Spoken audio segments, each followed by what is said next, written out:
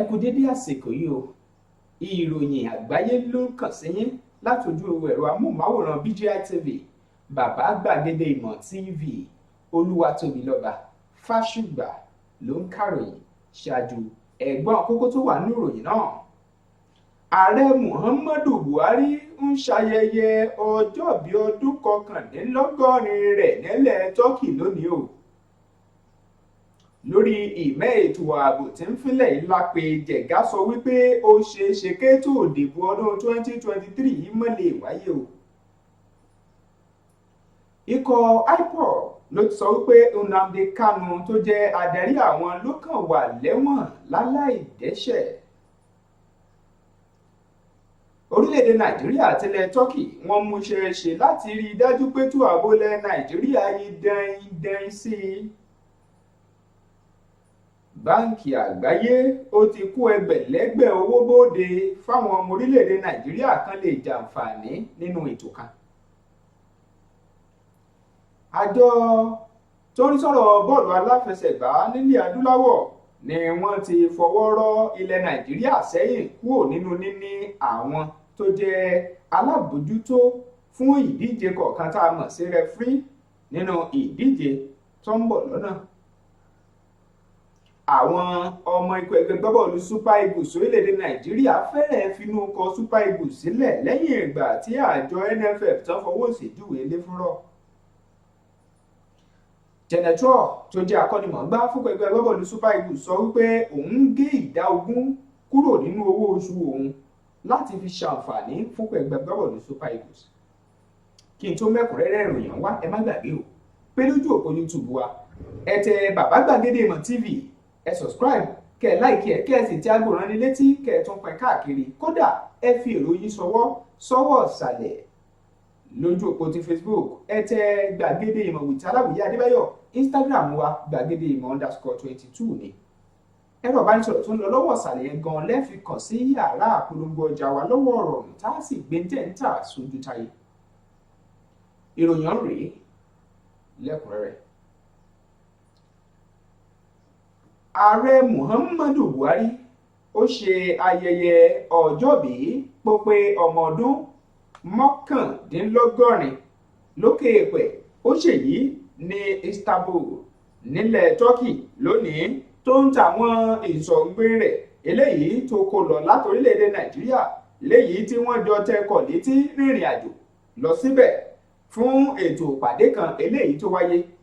Nínú àwọn àwòrán ọ̀hún ni ààrẹ Muhammadu Buhari àtàwọn ikọ̀ tí wọ́n jọ kọ́wọ́rìn tán jẹ́ aṣèjọba pẹ̀lú ẹ̀ tí wọ́n ti bẹ̀rẹ̀ sí gé àkàrà òyìnbó láti fi ṣàyẹ́sí ààrẹ Muhammadu Buhari tó sì ń ṣàfihàn rẹ̀ wípé ọdún míì ló tún kò yìí tí ó sì tún rí ọ̀pọ̀lọpọ̀ rẹ̀ lókè èèpẹ̀.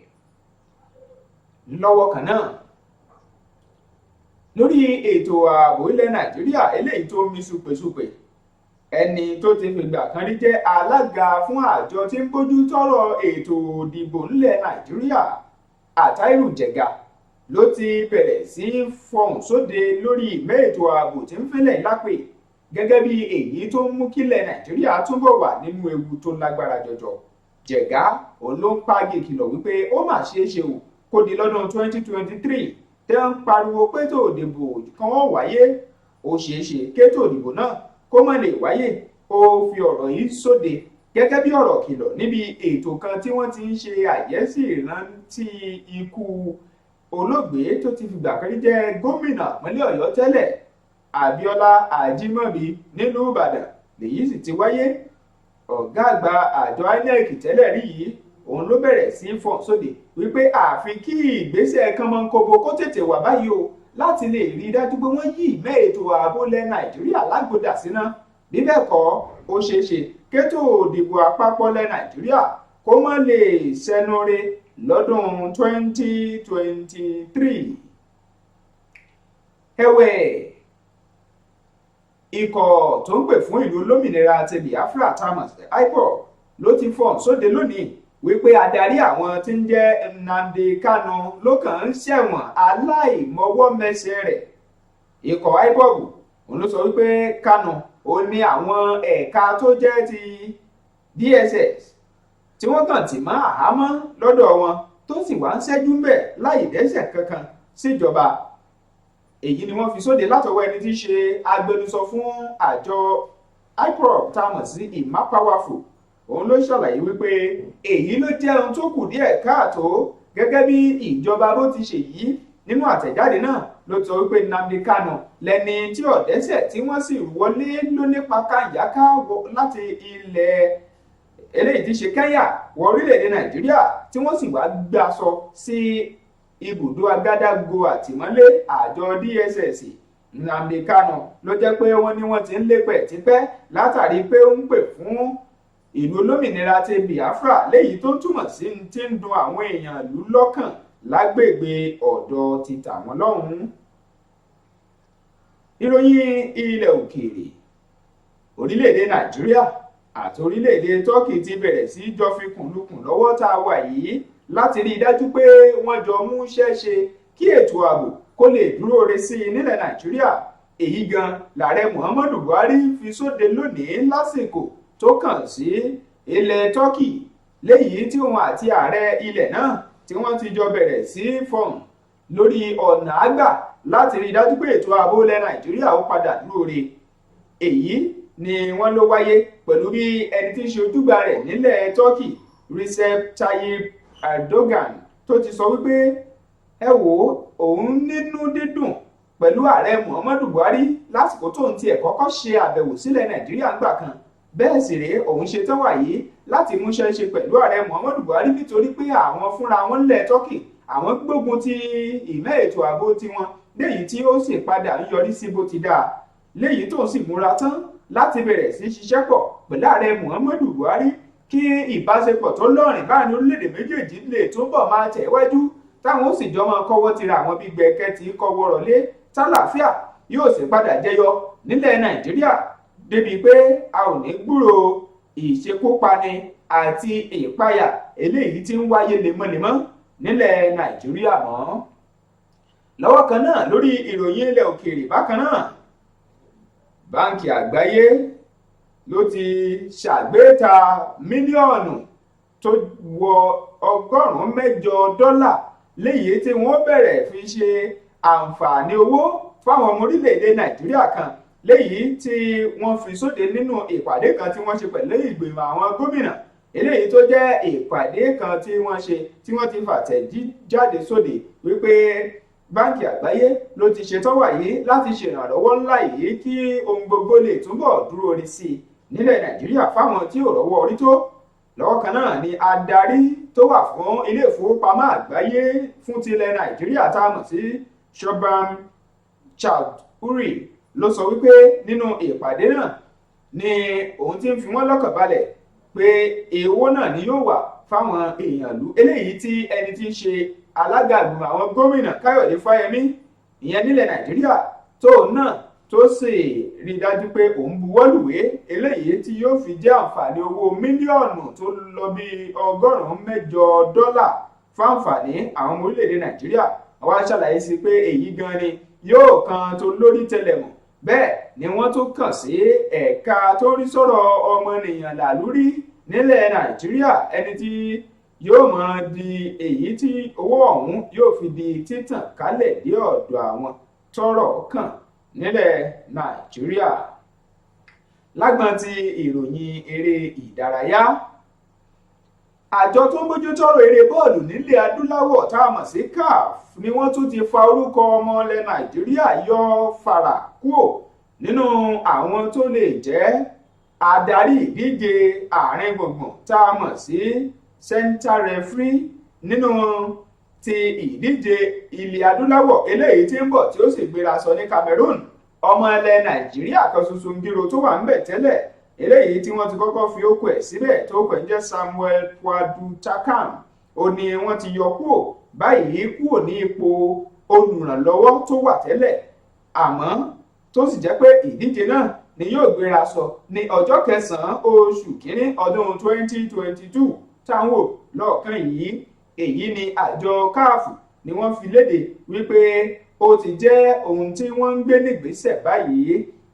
Ṣáájú láti rí pé nínú ìwádìí ọdún 2008 nínú ìdíje ti AFCON tó wáyé ní Ghana ó ní ọmọ ilẹ̀ Nàìjíríà kò ti láǹfààní láti máa wà nínú ẹ̀ mọ́ léyìí tí ó sì ti wá dàbí ìpalára ńlá gbà fún ilẹ̀ Nàìjíríà tí wọn ò ti máa sí gẹ́gẹ́ bí àárín gbùngbùn olùdarí tá a mọ̀ sí central referee nínú àwọn ìdíje tí ń wáyé nílẹ̀ adúláwọ̀.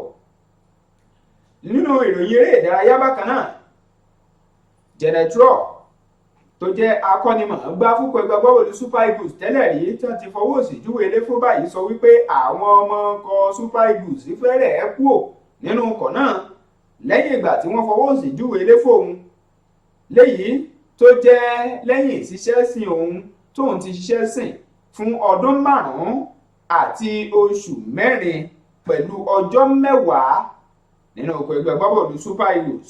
Ó wá ṣàlàyé wípé èyí ni ó ṣàfihàn ohun tó ṣẹlẹ̀ nígbàrà tó di pé òun ò fẹ́ mọ bóun ti lè kí àwọn ọmọ ọkọ̀ Super Eagles bó dìgbò ṣe ná lásìkò tí wọ́n fi ọwọ́ òsì júwe ilé fóun àmọ́ tó jẹ́ pé wọn ò sì tí ì san gbogbo owó tó yẹ kán san nípa òun tán. Lọ́wọ́ kan náà nínú ìròyìn tó ní ṣe pẹ̀lú eré ìdárayá lọ́wọ́ kan náà, ẹni tí í ṣe akọ́nimọ̀ọ́gbá fúnkọ̀ ẹgbẹ́ agbábọ́ọ̀lù ti Super Eagles ló ti ṣàlàyé wípé òun bẹ̀rẹ̀ sí ní gé ìdá 20 kúrò nínú owó oṣù òun eléyìí tí òun pa wọlé eléyìí tó wọlé fóun nínú ẹgbẹ́ agbábọ́ọ̀lù Super Eagles láti lè fi ṣe owó tí ó mọ tún jẹ́ ìrànwọ́ ńlá lásìkò àjàkálẹ̀ àrùn àforúsọṣẹ́ coronavirus. Nígbà náà ọmọ ikọ̀ ẹgbẹ́ ọmọ tó jẹ́ akọ́nimọ̀ọ́gbá tilẹ̀ Jámánì yìí tó tún fapá kan jẹ́ ìtìlẹ̀ Faransé tí í ṣe Genetro ló sọ wípé kódà ìyẹn túmọ̀ sí wípé torí owó kọ́ ni òun ṣe wà gẹ́gẹ́ bí adarí akọ́nimọ̀ọ́gbá nínú ẹgbẹ́ agbábọ́ọ̀lù Super Eagles. Ó wá ṣàlàyé ọ̀rọ̀ sí oníká ni wọ́n fún un láàyè síni láti tún tukọ̀ àwọn ọkọ̀ yìí ó ṣeé ṣe kí òun tún dá múṣémúṣé dáadáa ju tàtẹ̀yìnwá lọ tíkọ̀ ẹgbẹ́ bọ́ọ̀lù Super Eagles yóò sì mú nǹkan rẹ̀ bọ̀ láti ìrìn àjò ìdíje. Èyí lópin ìròyìn àpapọ̀ wa àgbáyé wa fún ti dédé àsìkò yìí. Kí n tó máa lọ ẹgbẹ́ àwọn kókó náà lẹ́ẹ̀kan sí mo kà á fún yín o wípé ààrẹ Muhammadu Buhari ló ṣe ayẹyẹ ọjọ́bí ẹ̀ lónìí nílẹ̀ Turkey. Ẹ tún rí gbọ́ wípé Jẹ̀gá tó ti fìgbà kan jẹ́ alága fájọ INEC nílẹ̀ Nàìjíríà sọ pé ó mọ̀ ṣeé ṣe kétò ìdìbò mọ̀ wáyé o lọ́dún 2023. Bákan náà lẹ tún rí gbọ́ wípé àwọn ọmọ ọkọ̀ IPOB sọ wípé Nnamdi Kanu ọ̀gá tàwọn ló jẹ́ pé ó kàn ń jẹ̀yà ìmọ̀dí lọ́gbà ẹ̀wọ̀n eléyìí tí wọ́n fi á sí. Lọ́wọ́ kan náà lẹ tún gbọ́ wípé ilẹ̀ Nàìjíríà àti ilẹ̀ Turkey ṣetán láti fọwọ́ wẹwọ́ kọ́wọ́ lè mọ́ lórí ọ̀rọ̀ ètò ààbò tí ń fínlẹ̀ ńlá pé. Mo tún mú wá fún yín lọ́wọ́ kan náà wípé ilé ìfowópamọ́ àgbáyé ti kówó bóde fún ọmọ ilẹ̀ Nàìjíríà kan lè jàǹfààní nínú àwọn owó kan. Ẹ tún rí gbọ́ wípé nínú ìdíje eré ìdárayá àjọ CAF yọrúkọ ọmọ ilẹ̀ Nàìjíríà kúrò gẹ́gẹ́ bí àwọn tó lè jẹ́ adarí ìdíje tá a mọ̀ sí rẹfúrí. Ẹ tún rí gbọ́ wípé àwọn ọmọ ọkọ̀ ẹgbẹ́ agbábọ́ọ̀lù Super Eagles lórílẹ̀‐èdè Nàìjíríà ni wọ́n fẹ́rẹ̀ẹ́ finú ọkọ̀ ọ̀hún sílẹ̀ nígbàrà tí wọ́n fọwọ́ òsì júwe ilé fún Genetro. Mo mú wá fún yín pé Genetro ló sọ pé ìdá 20 ni òun gé kúrò nínú owó oṣù òun tóun sì fi ń ṣèrànwọ́ fún ikọ̀ Super Eagles léyìí tó ṣàfihàn wípé òun ìṣe olólùfẹ́ owó. Èyí lópin ìròyìn àgbáyé wa fún ti dédé àsìkò yìí. Ẹ má gbàgbé olójú òpó ti YouTube ẹ tẹ Bàbá Gbàgede Ìmọ̀ TV, ẹ subscribe kẹ́ like kẹ́ pín kẹ́ tún fi ìròyìn ṣọwọ́ sọ́wọ́ ọ̀sàlẹ̀. Lọ́wọ́ kan náà lórí ti Facebook ẹ tẹ Gbàgede Ìmọ̀ with Aláwìyé Adébáyọ̀. Instagram wa ń kọ́ ẹ tẹ Gbàgede Ìmọ̀ with _22. Lọ́wọ́ kan ẹ̀rọ ìbánisọ̀rọ̀ tó ń lọ lọ́wọ́ ọ̀sàlẹ̀ gan lẹ́fi kàn sí yàrá àpolongo ọjà wa tẹ́ẹ̀sì gbé tẹ́ ń tà sójú táyé tí wọ́n mọ̀ ń tẹ́ ẹgbẹ́ dání. Olúwatóbilọ́ba Fásùgbà lórúkọ mi. Ó dìgbà kan náà ká fi rí pàdé.